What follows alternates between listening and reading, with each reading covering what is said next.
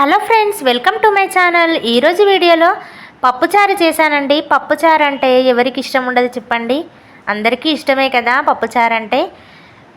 ముందుగానే నేను pressure cooker తీసుకొని ఒక చిన్న గ్లాస్ కందిపప్పుని వేసి వాటర్ వేసి ఒక అరగంట సేపు నానబెట్టాను. నానబెట్టుకున్న కందిపప్పులోకి కొద్దిగా పసుపు అలాగే ఆయిల్ అయితే వేసి ప్రెషర్ కుక్కర్ని అయితే స్టవ్ మీద పెట్టి ఇలా పప్పునైతే ఒక 4 విజిల్లు వచ్చే వరకు పప్పునైతే ఉడికించాలి.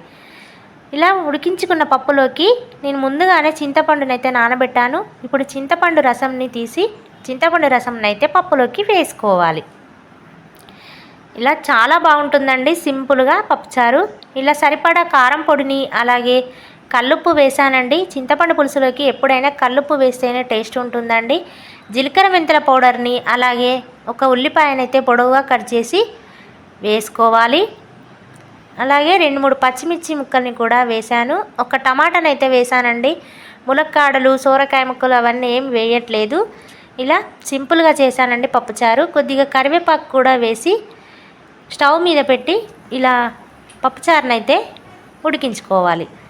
ఇలా కొత్తిమీరని కూడా వేసి ఇలా పులుసునైతే మరిగించాలి. ఒక పావు గంట సేపు అయితే ఇలా కొద్దిగా దగ్గరికి అయ్యే వరకు పప్పుచారునైతే ఉడికించి పక్కన పెట్టాలి. తర్వాత వచ్చేసి స్టవ్ ఆన్ చేసి మరొక ప్యాన్ పెట్టి ఆయిల్ వేసి వెల్లుల్లిపాయలని అలాగే జీలకర్ర ఆవాలను వేసుకోవాలి. ఒక 2 ఎండుమిర్చిని కూడా వేశాను. అలాగే కరివేపాకును కూడా వేసుకోవాలి. ఇప్పుడు ముందుగానే పప్పుచారు ఉడికించాం కదా, పప్పుచారులో కూడా కరివేపాకు వేశాను. మళ్ళీ పోపులో కూడా వేశాను కరివేపాకు. ఇప్పుడు సరిపడా పసుపు అయితే వేసేసి ముందుగానే పప్పుచారునైతే ఇలా మరిగించాం కదా, ఇప్పుడు పోపు చేసాం కదా, పోపునైతే పప్పుచారులోకి వేసుకోవాలి. ఇలా అంతే అండి. పప్పుచారు ఎప్పుడు చేసినా కూడా మా ఇంట్లో అయితే మా హస్బెండ్కి ఎగ్ ఆమ్లెట్ కావాలండి. మరి మీకు? అంతే అండి, సింపుల్గా పప్పుచారు అయితే చేశాను. ఎలా ఉందో కామెంట్ బాక్స్లో కామెంట్ చేయండి.